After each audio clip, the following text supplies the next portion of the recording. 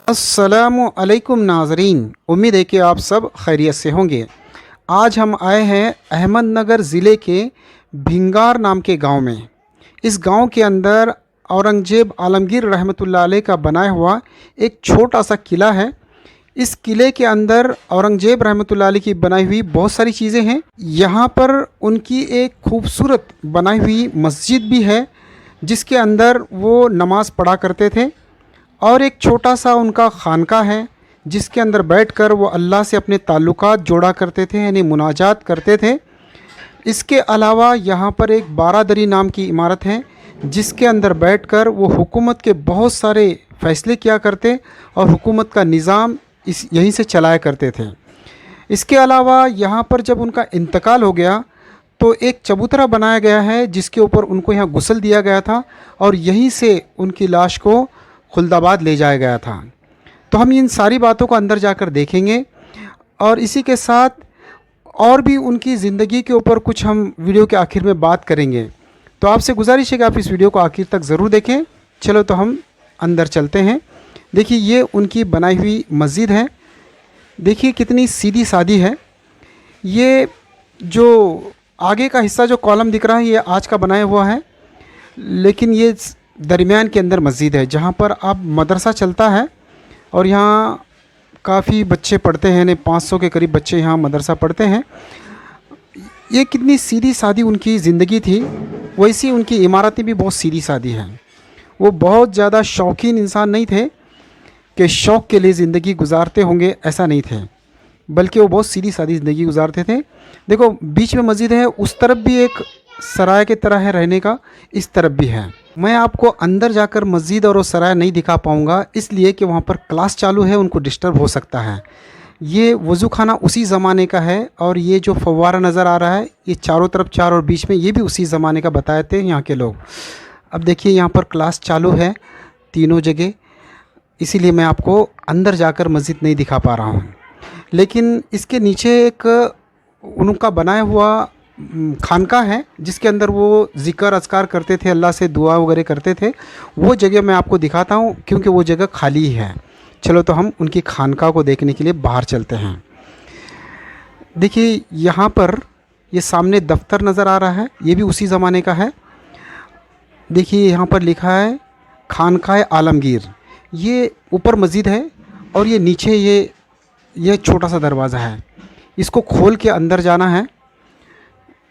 और देखिए, ये खोल दिया हमने और एक अंदर फिर और एक दरवाज़ा है छोटा सा। ये शायद उस ज़माने में दरवाज़ा नहीं होगा, खुला ही होगा। ये तो लकड़ी का आज के ज़माने का दिख रहा है बना हुआ। यहाँ से हम अंदर जाएंगे। यहाँ पर लगता है कोई अंदर है, चप्पल रखी हुई है। चलो संभाल कर जाते हैं अंदर। बहुत छोटा सा तंग रास्ता है ये मस्जिद के नीचे है। ये यानी सुकून की जगह, इबादत की जाती है और अल्लाह से मुनाजात किया जाता है, वैसी ये जगह है। अंदर तो अंधेरा नज़र आ रहा है, लाइट लगा देंगे। माशाल्लाह, देखिए इस तरीके से है। यहाँ पर हज़रत बैठकर औरंगज़ेब रहमतुल्लाह अलैह यहाँ से बैठकर ज़िक्र अस्कार किया करते थे। ये देखिए, दीवारें खस्ताहाल हो गई उस ज़माने की, और ये वेंटिलेशन या उजाले के लिए खिड़कियाँ भी यहाँ पर है। यहाँ से हम अंदर आए थे, यहीं से हम इंशाल्लाह बाहर जाएंगे। चलो तो हम यहाँ से अब ऊपर चलते हैं। ऐसे ही शायद उस तरफ भी बना हुआ होगा। ये तो उनकी खानका थी कि नहीं, कितने वो अल्लाह वाले थे और अल्लाह से कितना उनका ताल्लुक़ था, आप खुद ही अंदाज़ा कर सकते हैं। इसको बारादरी कहते हैं। यहीं से औरंगज़ेब रहमतुल्लाह अलैह अपने दरबार भराया करते और यहाँ से औरंगज़ेब रहमतुल्लाह अलैह अपने सियासत के काम को अंजाम देते थे। यहीं पर उनके बड़े बड़े सरदार आकर उनसे सल्ला मसलत करते थे। देखिए, इस इमारत को कितनी छोटी भी है और सीधी सादी भी है। और ऐसी इमारतें लाल किले में बनी है, दीवान ख़ास, दीवान आम, तो कितने ज़्यादा ख़र्च करके बनाई गई है। यहाँ पर मदरसा और स्कूल भी है, उसकी इमारत बन रही है। माशाल्लाह। आप वीडियो में आखिर तक ज़रूर बने रहें। इंशाल्लाह वीडियो के आखिर में हम इस बात पर भी गुफ्तगू करेंगे कि हज़रत जो यहाँ पर सालों से दक्खन के अंदर लड़ते रहे और मेहनत करते रहे, क्या ये इनकी मेहनत और इनकी कोशिश कामयाब रही या नाकाम रही, और इनका यहाँ का सफ़र कितना कामयाब रहा, इसके मुतालिक हम कुछ बातें वीडियो के आखिर में ज़रूर करेंगे। तो आपसे गुजारिश है कि आप वीडियो को आखिर तक ज़रूर देखें। देखिए मस्जिद के अगले सामने का हिस्सा है। अब उनका हम वो चबूतरा देखेंगे जहाँ पर उनको नहलाया गया था। देखिए एक चबूतरा है और इसके ऊपर ये चौकोन जो बनाया गया है, यहीं पर उनको गुस्ल दिया गया था उनके इंतकाल होने के बाद, और यहाँ से फिर उनको ले जाया गया था खुलदाबाद को। ये किले की दीवारें हैं, अंदर मिट्टी डालकर भराव करने की वजह से ये दीवारें छोटी नज़र आ रही हैं, इसीलिए इन्होंने उसको टीन के जो है लगाया पीछे से, ताकि अंदर से बाहर और बाहर से अंदर का नज़र ना आए कुछ। इस दीवारों को चारों तरफ बुरुज भी थे उस ज़माने में, जो कहीं कहीं नज़र आते हैं। यहाँ के मकामी लोगों का कहना है कि इस बारादरी के अंदर खुफिया 12 रास्ते हैं, ज़मीनी और ऊपर जाने का भी एक रास्ता है जो छत पे जाया जा सकता है। जैसे आलमगीर रहमतुल्लाह अलैह ऊपर जाकर कुछ घोड़ों की रेस देखा करते थे। अंदर यहाँ पर क्लास चालू है बारादरी के अंदर। देखिए आप, अगर मैं अंदर कैमरा लेके जाऊँगा तो इनकी पढ़ाई में डिस्टर्ब होगा, इसीलिए मैं आपको ये बारादरी भी बाहर से ही दिखा रहा हूँ। हम औरंगजेब आलमगीर रहमतुल्लाह अलैह के दक्खन के सफ़र पर कुछ तबसरा करेंगे। बहुत सारे गैर मुस्लिम ये कहते हैं कि आलमगीर रहमतुल्लाह अलैह अपनी ज़िंदगी का बहुत बड़ा हिस्सा दक्खन में गुजारा है, मगर उनको यहाँ कामयाबी हासिल नहीं हुई और बड़ी हसरत के साथ वो यहीं पर दफन हुए हैं। ये कहना है गैर मुस्लिमों का। असल में गैर मुस्लिम मुसलमानों की ज़िंदगी का मकसद नहीं जानते हैं। खैर, तो औरंगजेब रहमतुल्लाह अलैह ने बहुत ज़माने तक कोशिश करी यहाँ पर, और उसके बहुत बड़े फ़ायदे भी सामने आए हैं, और वो यहाँ पर जिहाद की हालत में ही इंतकाल कर गए, मतलब शहीद हो गए हैं। तो ये तो उनकी आखिरत की बहुत बड़ी कमाई है।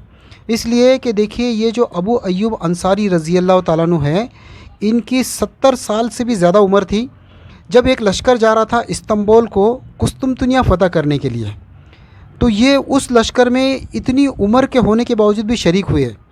तो लोगों ने उनसे कहा कि आप बीमार हैं और आप इतने ज़ईफ़ हैं, आप ना आए तो कोई हर्ज नहीं। लेकिन उन्होंने कहा कि नहीं, मैं ज़िंदगी भर जिहाद में रहा हूँ लेकिन मुझे शहादत नसीब नहीं हुई। अब मैं आखिरी वक्त में अपने घर में एड़िया घस के मरना नहीं चाहता हूँ, मैं मरूँगा तो जिहाद में ही मरूँगा। तो ये जब उनका कहना था तो उनको साथ में ले लिया गया। रास्ते में वाकई में उम्र होने के उससे बीमार पड़ गए, और उनका इंतकाल का वक्त जब करीब आया तो उस लश्कर से उन्होंने नसीहत की कि अगर मेरा इंतकाल यहाँ हो जाए तो मुझे यहाँ दफन नहीं करना, बल्कि मुझे कुस्तुनतुनिया तक ले जाना और वहाँ जाकर मुझे दफन करना। यानी कल अल्लाह के सामने जब पेशी होगी और खड़ा होऊंगा मैं, और अल्लाह ताला मुझसे पूछेंगे कि मेरे दीन के खातिर तुमने क्या किया, तो मैं ये बता सकूं कि मैं जब तक ज़िंदा था तब तक मैं तेरे रास्ते में चलता रहा, और जब मैं मर गया तो मेरी लाश भी तेरे रास्ते में चली है, ये मैं अल्लाह से कह सकूं। इसीलिए वो चाहते थे कि उनकी कब्र वहाँ बने। कहने का मतलब ये कि ये जो कहते हैं कि महाराष्ट्र में उनकी कब्र बनी है, तो महाराष्ट्र में कब्र बनना ये कोई ताज्जुब की बात नहीं है। हुज़ूर सल्लल्लाहु अलैहि वसल्लम ख़ुद जो है मक्का के रहने वाले हैं, मगर उनका इंतकाल मदीना में हुआ तो उनकी कब्र भी मदीना में बनी है। ऐसे ही अबू अय्यूब अंसारी रज़ी अल्लाह ताला अन्हु, ये भी कुस्तुनतुनिया में इनकी कब्र बनी है, और अनगिनत सहाबा हैं। आप अगर जन्नतुल बकी में देखेंगे कि 10-12 हज़ार सहाबा की कब्रें हैं, जबकि हुज़ूर सल्लल्लाहु अलैहि वसल्लम के ज़माने में 1.25 लाख सहाबी थे। ये सारे सहाबी की कब्र पूरी दुनिया में फैल गई है। यानी कुछ लोग मुल्क शाम में है, सीरिया में है, फ़लस्तीन में है, और इसी तरीके से इजिप्ट में कुछ सहाबा की कब्रें हैं। यहाँ तक कि हिंदुस्तान में भी बहुत सारे सहाबा, ताबईन, तब ताबईन और बुज़ुर्गान दीन ने यहीं कब्रें बनाई हैं। इसीलिए हिंदुस्तान में आप देखेंगे कि बहुत सारे सूफ़ी संतों की कब्रें मिलेगी यहाँ पर।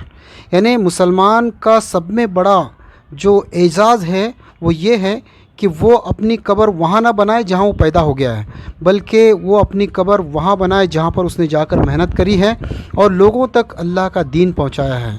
तो औरंगजेब रहमतुल्लाह अलैह भी मुसलमानों के नज़र में तो ये कामयाब आदमी हैं और बहुत बड़े मुजाहिद भी हैं और बहुत बड़े अल्लाह वाले भी हैं।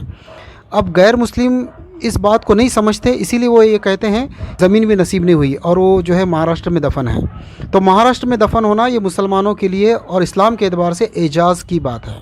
अब मैं एक बात और भी बता दूं कि स्पेन को जिसने फ़तह किया था तारिक बिन ज़ियाद ने, जब ये स्पेन पर पहुँचे, कदम रखा इन्होंने, और कदम रखने के बाद सारा सामान उतार लिया, और उतारने के बाद अपनी सारी कश्तियों को जला देने का हुक्म दिया।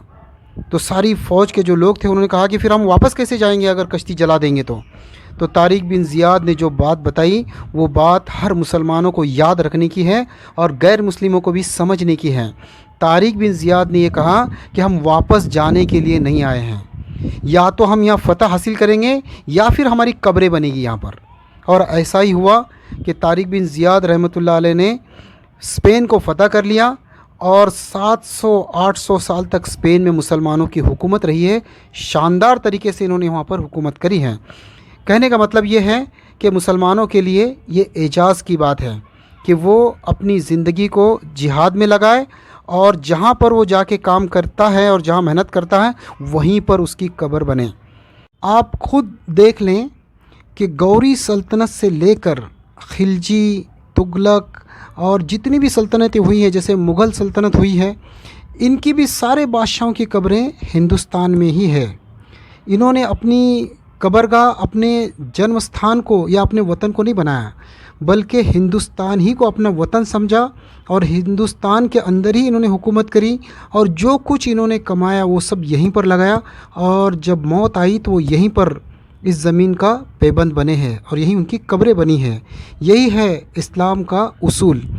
आप नबियों की ज़िंदगी भी देख लीजिए कि बहुत सारे नबी ऐसे हैं जिनकी कब्रें उनके वतन या उनकी पैदाइश की जगह पर नहीं हुई है, बल्कि वो जहाँ पर दीन की दावत देने के लिए गए थे वहीं पर उनकी कब्रें बनी हैं। हमारे नबी सल्लल्लाहु अलैहि वसल्लम की मिसाल तो एक बड़ी मिसाल है कि वो मक्के में पैदा हुए और मक्के में ही जवान हुए, लेकिन उनकी मेहनत का मैदान मदीना था और मदीने से उन्होंने पूरी दुनिया पर मेहनत करी है दीन की, तो उनकी कब्र भी मदीने में ही है। इसीलिए मुसलमान दुआएं करता है कि अल्लाह मुझे मदीने पाक की मौत नसीब फरमा या मक्का शरीफ की मौत नसीब फरमा या तेरे रास्ते में जद्दोजहद करते हुए मुझे मौत नसीब फरमा। तो ये तो मुसलमानों की शान है। इस्लामी नुक्ते नज़र से अगर देखा जाए और इस्लामी उसूलों से देखा जाए तो औरंगज़ेब आलमगीर रहमतुल्लाह अलैह की ज़िंदगी कामयाब ज़िंदगी है। इन्होंने दुनिया में भी कामयाबी हासिल की और आखिरत में भी इन्होंने कामयाबी हासिल की कि आखिरी सांस तक लड़ते रहे बातिल ताकतों से। वो भी क्या ज़िंदगी है कि जहाँ पैदा हुआ इंसान वहीं मर गया। उम्मीद करता हूँ कि मेरी ये कुछ बातें आपके समझ में आ गई होगी।